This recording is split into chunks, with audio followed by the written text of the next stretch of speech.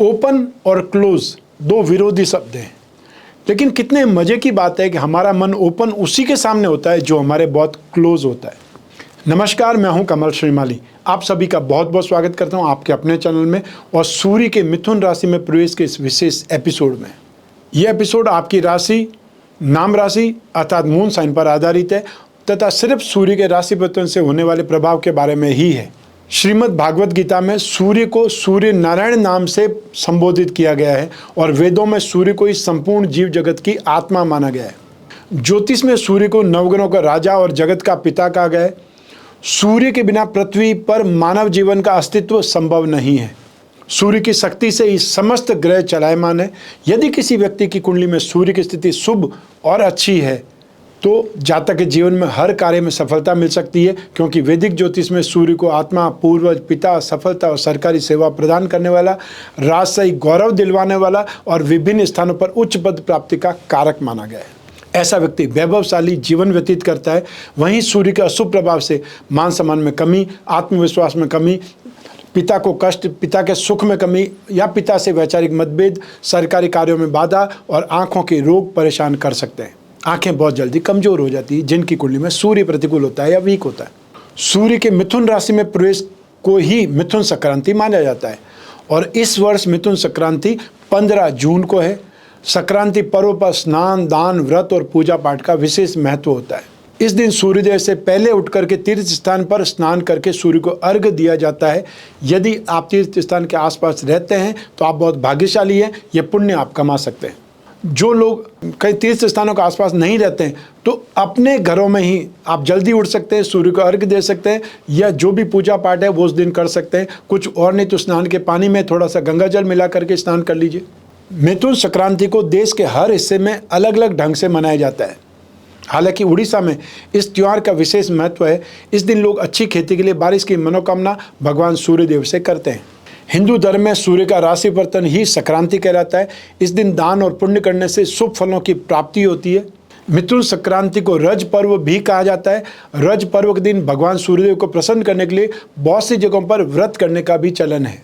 मिथुन संक्रांति का पर्व 4 दिनों तक पूरे श्रद्धा भाव और हर्ष उल्लास के साथ में मनाया जाता है। इस दिन सिलबट्टे की पूजा की जाती है। सिलबट्टे को लोग भूदेवी मान करके इसकी पूजा करते हैं। पौराणिक मान्यताओं के अनुसार इस दिन सिलबट्टे को दूध और पानी से पहले स्नान कराया जाता है। फिर सिलबट्टे को सिंदूर, चंदन लगा करके उस पर पुष्प और हल्दी चढ़ाई जाती है। मिथुन संक्रांति के दिन पूर्वजों को श्रद्धांजलि दी जाती है और मिथुन संक्रांति के दिन गुड़, नारियल, चावल के आटे और घी से बनी मिठाई अथवा पोड़ा पीठा बनाया जाता है। इस दिन किसी भी रूप में चावल ग्रहण नहीं किए जाते हैं और न एकादशी को चावल ग्रहण किए जाते हैं। मिथुन संक्रांति के दिन दान देने का बड़ा भारी महत्व है। इस दिन ब्राह्मणों को, गरीबों को, जरूरतमंदों को दान देने से भगवान सूर्यदेव प्रसन्न होते हैं। मिथुन संक्रांति के बाद से ही वर्षा ऋतु की शुरुआत हो जाती है। इस दिन स्नान और दान करने से सूर्यदेव प्रसन्न होते हैं, इसलिए इस संक्रांति का पर्व मनाया जाता है। आइए अब बात करते हैं इस गोचर में सूर्य परिवर्तन से बनने वाले योगों की।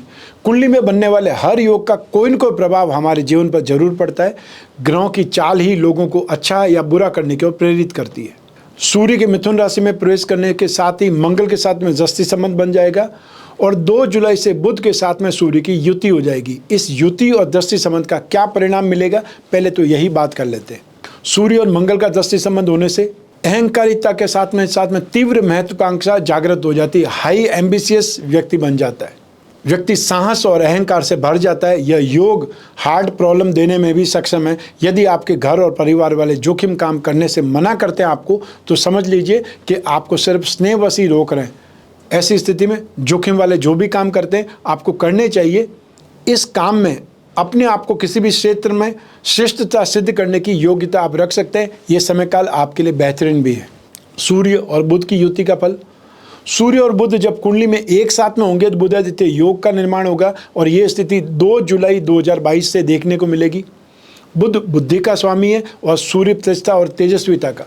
जब सूर्य और बुध एक साथ में हो जाते हैं तब इन दोनों ग्रहों की शक्ति कई गुना बढ़ जाती है। इस योग से सोचने समझने की शक्ति बहुत बढ़ जाएगी। सूर्य अपने तेज से बुध की शक्ति में वृद्धि कर लेता है। बुधादित्य योग राजयोग कारक भी माना जाता है। यही अग्नि तत्व के स्वामी सूर्यदेव 15 जून 2022 की दोपहर में 12:02 पर मृगशीर्ष नक्षत्र के तीसरे चरण में प्रवेश करते ही मिथुन राशि में प्रवेश कर जाएंगे और मिथुन राशि वायु तत्व की राशि है। मृगशीर्ष नक्षत्र के स्वामी हैं मंगल देव और मिथुन राशि के स्वामी हैं बुध। सूर्य के इस गोचर का प्रभाव सभी 12 राशियों पर होगा, हालांकि मिथुन राशि में सूर्य के गोचर का प्रभाव ज़्यादा देखने को मिलेगा। तो आइए अब इस राशिफल के माध्यम से डालते हैं उन प्रभावों पर एक नज़र कि आपकी राशि को सूर्य क्या देने वाले हैं। सबसे पहले बात करते हैं मेष राशि से। आपकी राशि से 3rd हाउस में पराक्रम भाव में सूर्यदेव का गोचरवश प्रवेश होगा और ये बहुत बेहतरीन होगा। अब रोगों से राहत मिलेगी, सुख अमन चैन जैसे शुभ फल मिलेंगे। इस समय आप स्वयं को बहुत एनर्जेटिक महसूस करेंगे। सज्जनों, महापुरुषों या उच्च राज्य अधिकारियों से मेल मुलाकात होने लगेगी। संतान तथा फ्रेंड सर्कल से फाइनेंशियल गेन या सपोर्ट मिलेगा। भाई बहनों की तरक्की के आसार भी बनने लगेंगे और इस समय काल में शत्रुओं की, विरोधियों की, कॉम्पिटिटर्स की आसानी से हार होगी, आसानी से आप काबू में कर लेंगे और आप लक्ष्मी और मान प्रतिष्ठा प्राप्त करेंगे। इस अवधि में प्राय लोगों को हायर पोस्ट की प्राप्ति होती है और व्यक्ति सबसे अच्छा व्यवहार करने लगता है। आइए अब बात करें वृषभ राशि की। आपकी राशि से 2nd हाउस में सूर्यदेव का गोचरवश प्रवेश होगा। अब दुष्ट और बुरे कर्म करने वाले लोगों से मेल मुलाकात हो सकती है और इससे स्वयं का स्वभाव भी कुछ धूर्तता या फ्रॉड करने की ओर अग्रसर हो सकता है। जैसी संगति होगी वैसा ही मन होगा।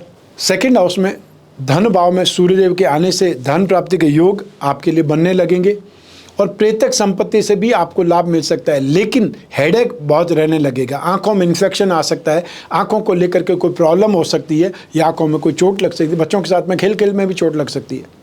लेकिन व्यापार में और धन संपत्ति के सौदों में पैसा फंसने का डर भी लगा रहेगा। फ्रेंड सर्कल से या सगे संबंधियों से झगड़ा हो सकता है और आपका पूरा महीना अशांति या क्लेश में व्यतीत हो सकता है। ऐसे में सूर्य के उपाय आपको राहत देंगे। आइए अब बात करें मिथुन राशि की। आपकी राशि भाव में गोचरवश सूर्यदेव पधार रहे हैं। ये आपके आत्मविश्वास को बढ़ाने वाला समय होगा। साथ ही आपकी जो वर्किंग कैपेसिटी है, आपका हुनर है, आपकी काबिलियत है, परफॉर्मेंस है, वो अच्छी होने लगेगी और ये भी संभव है कि आप में कुछ ईगो आ जाए, अहंकार की भावना आ जाए। हालांकि पैसों का नुकसान हो सकता है, मान सम्मान में कई बार कमी भी आ सकती है, हेल्थ में प्रॉब्लम हो सकती है, specially blood pressure, heart problem या बहुत ज़्यादा थकावट, पेट के रोग, आंखों के रोग सूर्य के गोचर में देखने में मिलते हैं। व्यर्थ में आप इधर उधर घूमते रहेंगे और ऐसे समय में कई बार व्यक्ति को अपने परिवार से अलग भी रहना पड़ सकता है, कोई प्रोजेक्ट के थ्रू, कोई कामकाज के थ्रू, या जिनका ऐसा बिजनेस है, जिनका ऐसा कामकाज है। झगड़ा या विवाद होने से मानसिक संताप बना रह सकता है। ऐसी स्थिति में इन विवादों को, झगड़े से दूर रहने में ही भलाई है। सूर्य के उपाय आपको राहत जरूर करेंगे, राहत जरूर देंगे और सेफ रखेंगे। आइए अब बात करें कर्क राशि की। आपकी राशि से 12 भाव में 12th हाउस में सूर्यदेव का गोचरवश प्रवेश होगा।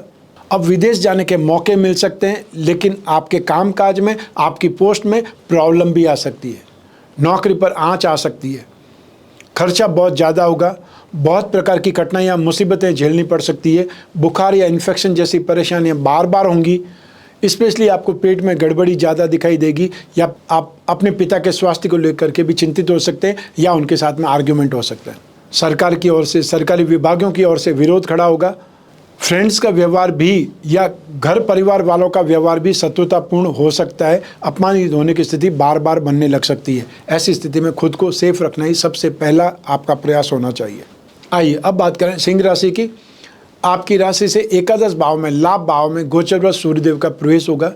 इससे आपकी कैपिटल में, फाइनेंस स्ट्रेंथ में वृद्धि होगी या आपके बॉन्ड, सर्टिफिकेट, जो भी आपका इन्वेस्टमेंट है उसमें वृद्धि के योग बनेंगे।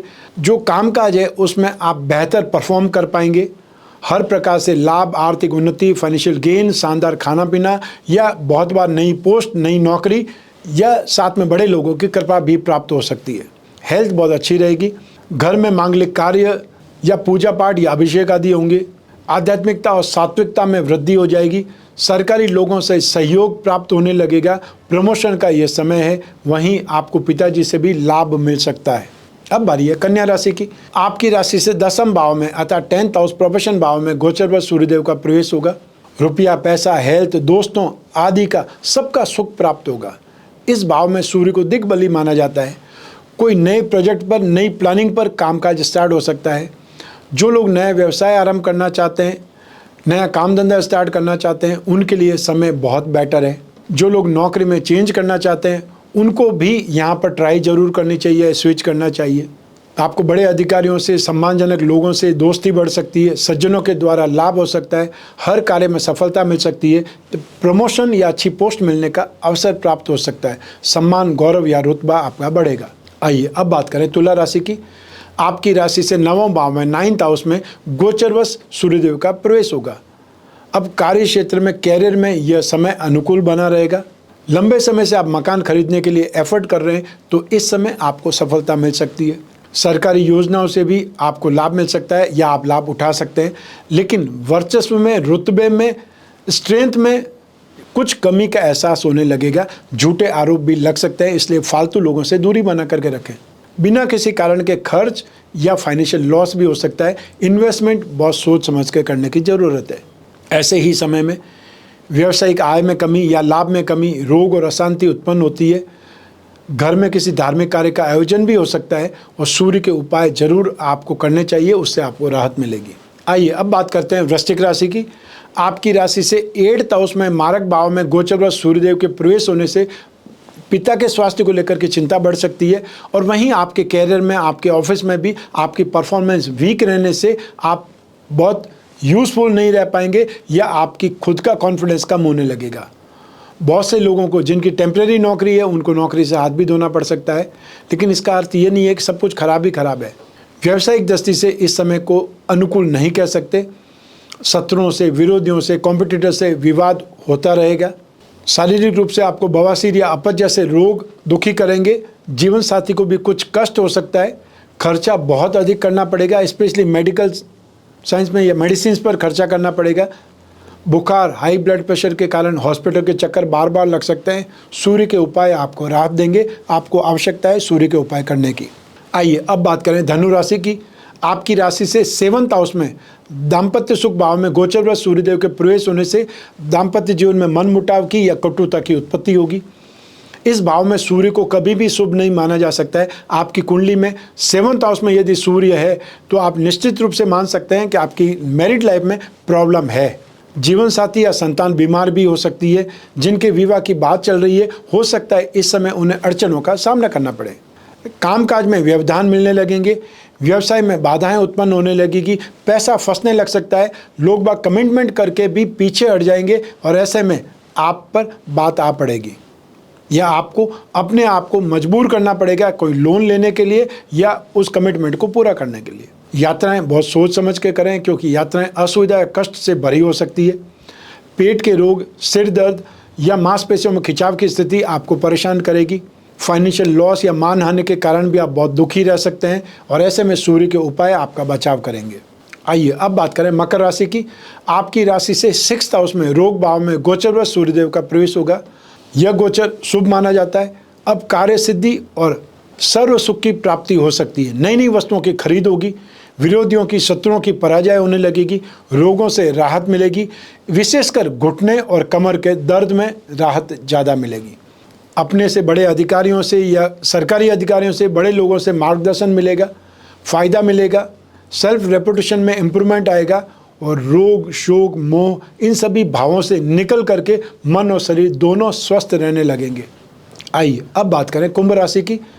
आपकी राशि से 5th हाउस में, शिक्षा और संतान भाव में गोचरवश सूर्यदेव के आने से शुभ प्रभावों में वृद्धि होने लगेगी। संतान पक्ष की ओर से शुभ समाचार मिलने का योग बनेगा। जो दंपति संतान प्राप्ति की कामना कर रहे हैं उन्हें खुशखबरी मिल सकती है। रोजगार में मानसिक भ्रम खास तौर से उत्पन्न हो सकता है। शारीरिक और मानसिक शक्ति में, क्षमता में कमी आ सकती है। आर्थिक हानि भी हो सकती है। स्वयं या संतान के स्वास्थ्य की चिंता ज़्यादा करनी पड़ेगी। सरकारी अधिकारियों से वाद विवाद हो सकता है, विरोध हो सकता है और यात्रा में कुछ असुविधाएं देखने को मिल सकती है और ऐसे में आप अपने आप को बहुत असहाय या कमज़ोर अनुभव करने लग सकते हैं। सूर्य के उपाय करने से आपका कॉन्फिडेंस बढ़ेगा, मनोबल ऊंचा होगा। आइए अब बात करें मीन राशि की। आपकी राशि से 4th हाउस में, सुख भाव में गोचरवश सूर्यदेव के प्रवेश होने से जीवन में सुख समृद्धि की वृद्धि होने के आसार बनेंगे। कोई नई प्लानिंग पर, कोई नई स्ट्रेटजी पर, प्रोजेक्ट पर काम स्टार्ट करने का विचार बना सकते हैं। मानसिक और शारीरिक समस्याएं भी निरंतर आती रहेगी और बहुत बार घरेलू झगड़ों के कारण सुखों में कमी आ सकती है और जमीन जायदाद संबंधी बहुत प्रकार की समस्याएं उत्पन्न हो सकती है। इस गोचर में अच्छी सुख सुविधाएं नहीं मिल पाती है। यात्रा में भी प्राय दुख या कष्ट ही उठाने पड़ते हैं और परिवार के लोग ही विरोधी हो जाते हैं या आपके विरोध में खड़े हो जाएंगे। वैवाहिक सुख में अड़चनें आती है, मान हानि की संभावना तक बन सकती है। ऐसे में सूर्य के आपको उपाय करने की सलाह दे सकता हूँ। अब बात करते हैं सूर्य दोष निवारण के उपाय क्या हो सकते हैं। हर रविवार को प्रातः सूर्य की होरा में अर्थात सूर्य से 1 घंटे के भीतर भीतर गेहूँ, गुड़, घी, तांबा, लाल कपड़ा, मसूर की दाल, सोना, गाय या बछड़े का दान करें। यही दान सूर्य के नक्षत्रों में जैसे कृत्तिका नक्षत्र, उत्तरा फाल्गुनी और उत्तराषाढ़ में करना और ज़्यादा शुभ माना जाता है। इन उपायों के अंतर्गत सभी वस्तुओं का एक साथ में भी दान कर सकते हैं या जो आपकी पॉकेट अलाउ करे इसमें से जो भी वस्तु मिल जाए उसका दान कर सकते हैं। सूर्य की कमजोरी से, सूर्य की प्रतिकूलता से, अशुभता से अपयश मिलता है, हार्ट प्रॉब्लम आती है, हड्डियों की समस्या आती है, तो रविवार को इन वस्तुओं का दान जरूर करें। अब बात करते हैं स्नान के द्वारा सूर्य दोष निवारण का उपाय कैसे कर सकते हैं। जब गोचर में सूर्य अनिष्टकारक हो तो व्यक्ति को स्नान करते समय जल में खसखस या लाल पुष्प या केसर डाल करके स्नान करना शुभ रहता है। खसखस, लाल पुष्प या केसर ये सभी वस्तुएं सूर्य की कारक वस्तुएं तथा सूर्य के उपाय करने पर अन्य अनिष्टों से बचाव करने के साथ साथ व्यक्ति में रोगों से लड़ने की शक्ति का विकास अर्थात इम्यून सिस्टम मजबूत होता है। अब बात करते हैं सूर्य दोष निवारण के अन्य उपायों की। इसमें नित्य सूर्य को अर्घ्य देना चाहिए। भगवान विष्णु या भगवान श्री राम की पूजा उपासना करें। सूर्य के प्रतिकूल प्रभावों से रक्षा के लिए 12 आदित्य कवच धारण कर सकते हैं या इस कवच का पाठ कर सकते हैं। सूर्य ग्रह की शांति के लिए सूर्य के एकाक्षरी मंत्र ओम घृणी सूर्याय नमः इस मंत्र का जाप कर सकते हैं या सूर्य के बीज मंत्र ओम राम रीम रोम सह सूर्याय नमः इस मंत्र का जब भी समय मिले जाप कर सकते हैं। जो लोग गायत्री माँ के उपासक हैं वे सूर्य गायत्री मंत्र का जाप कर सकते हैं। ओम आदित्याय विद्महे दिवाकराय धीमहि तन्नो सूर्य प्रचोदयात्।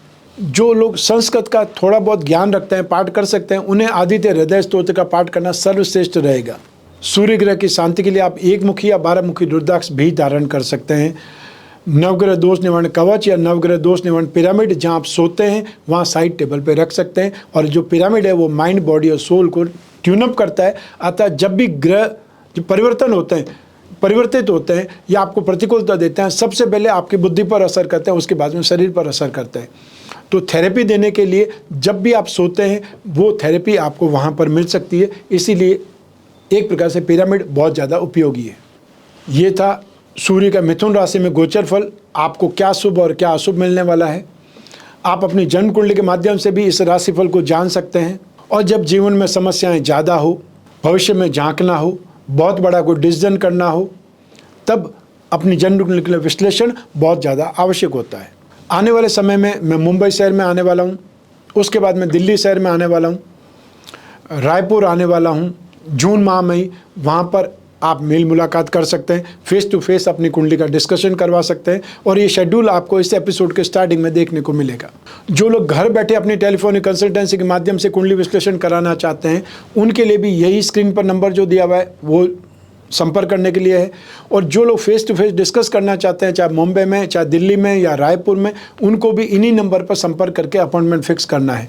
मैं कामना करता हूँ कि आप स्वस्थ रहें, प्रसन्न रहें और सुरक्षित रहें। अपना और अपने परिवार का बहुत बहुत ख्याल रखें। आप सभी को मेरा नमस्कार, बहुत बहुत शुभकामनाएं। ईश्वर आपकी रक्षा करे, भगवान सूर्य नारायण आपकी रक्षा करें। बहुत बहुत धन्यवाद।